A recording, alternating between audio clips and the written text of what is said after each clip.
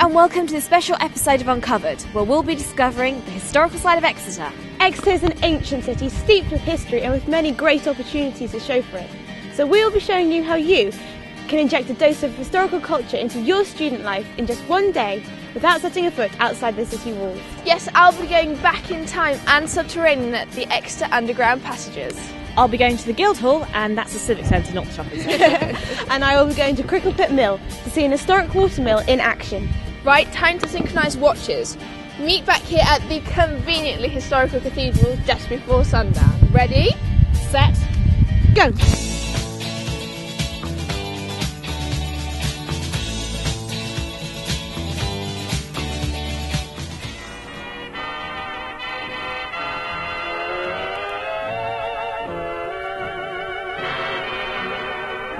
Hey, you!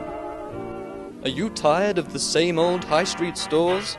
Are you bored of mindless shopping sprees? Do you feel your life is void of all culture? What's this? A mysterious glass door between Zara and Next? Exeter underground passages? Why, this is just what the doctor ordered. History is yours for the taking. Right here, beneath the streets of Exeter, lie these medieval passages dating back to the 14th century. Here, visitors can experience Exeter's history whilst crawling through underground pathways. This attraction is unique to Exeter. There is no other underground pathway system in Britain that is open to the public, so better make the most out of the experience. Not very good for the claustrophobic. As we walk down this bit here, it's getting lower and lower, and we're going towards the crawl tunnel. It's getting scarier, that's one thing I can say. Right here is the crawl passage. Now, I don't really fancy crawling along it myself just now, but it should be pretty cool. Where you are now, we call this the East Gate Chamber, and you're standing in the city ditch here. And just behind us, there's a little guard chamber that means where we're standing now was a killing ground in front of the main city during the battle. Doorway that came into the chamber, and opposite that doorway, right at the top, there's a kind of window thing, and that would have been where a medieval cannon was kept, protecting the main gate. The passages were built to bring clean water into the heart of Exeter.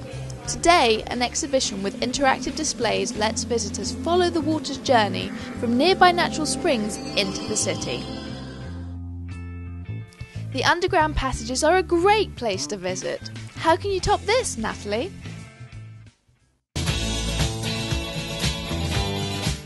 The underground passages are a fantastic way to explore Exeter's history.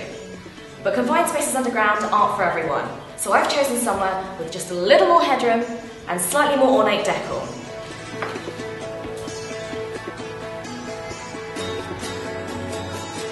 There has been a Guildhall on this site since 1160, but the main hall you can see here was mostly built in 1485. The Guildhall was a centre of the city's ceremonial and civic life, and council meetings are still held here today. Mace Sergeant Alan Derbyshire gave me a guided tour. The panelling around the hall dates back to the late 16th century, 80 panels in total, and they are all carved differently. This painting's making me feel rather small.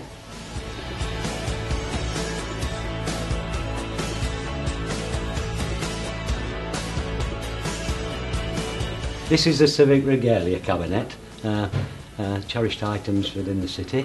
The large sword is the sword presented by King Henry VII in 1497 when the citizens of Exeter stopped a rebellion against the Crown, which is the Perkins-Warbeck Rebellion. The other sword down on the bottom, when King Charles II came into reign, he was the one who decreed that that would become Exeter's mourning sword, hence the black crane that's on there. The last time that was actually used was Winston Churchill's memorial service held in the cathedral. Having a camera crew definitely has its perks. Alan gave us access to areas not usually open to the public.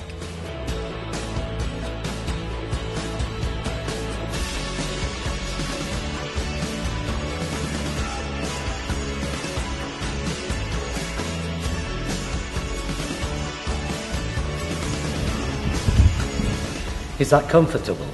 Very. Well, this is, believe it or not, the most uncomfortable seat in the place. During its lifetime, the building has hosted royalty and been the site of feasts and festivities, but it has also acted as a court of law and a prison. I'm now going to open the cells because Natalie's just been sentenced to 28 days in here.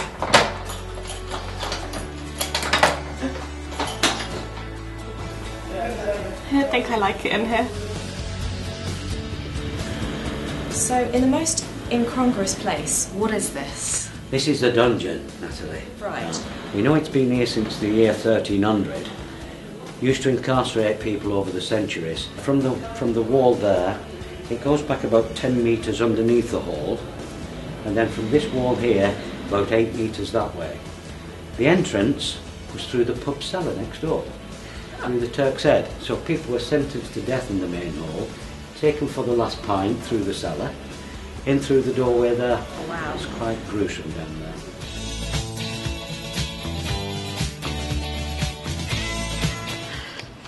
Now, our final destination is slightly further afield for the average student, however is definitely worth the extra walking distance. Down by the river, Crickle Pit Mill is owned by the Devon Wildlife Trust, and there has been a mill here on this site since the 13th century. On the second Friday of every month, there is an open milling day, and as coincidence would have it, today is one of those days.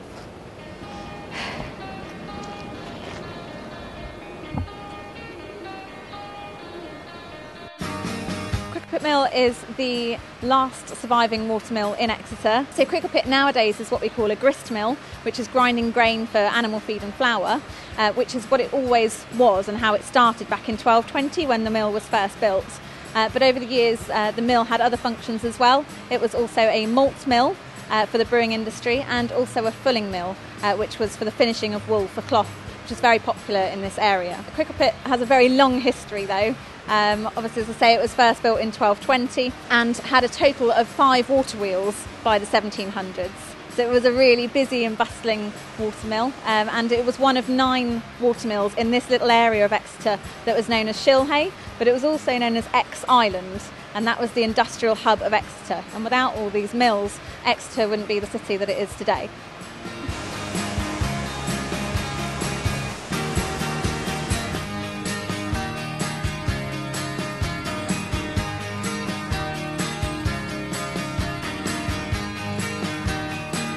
So how is this involved in the actual milling itself? When the grain comes down into this one, it comes through what we call a damsel. You can see the string that goes down to where the miller is. It grinds around in the stones, comes right through, and down through the chute, down to the bottom.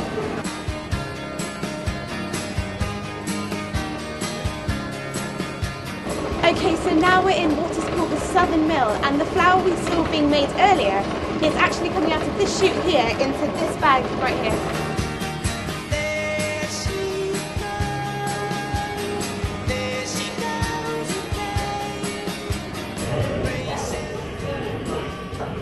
Now the mill is completely free to visit, but you can still support the Devon Wildlife Trust by buying some of the flour that we saw being made earlier, whilst replenishing your baking supplies at the same time.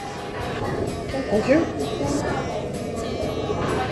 And it has a 4-month sell-by date. Thank you. Well, it has been a fantastic day here at Crickle Pit Mill. I have got my flowers, and I should really be heading back because time is ticking, and it's all uphill on the way back.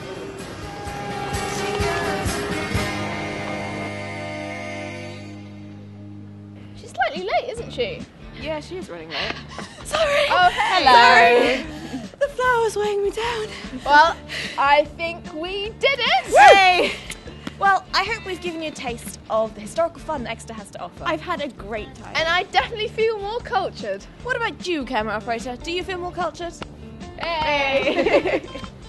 Well, I think our job here is done. Exeter's history Uncovered. Are you going to make us cakes later?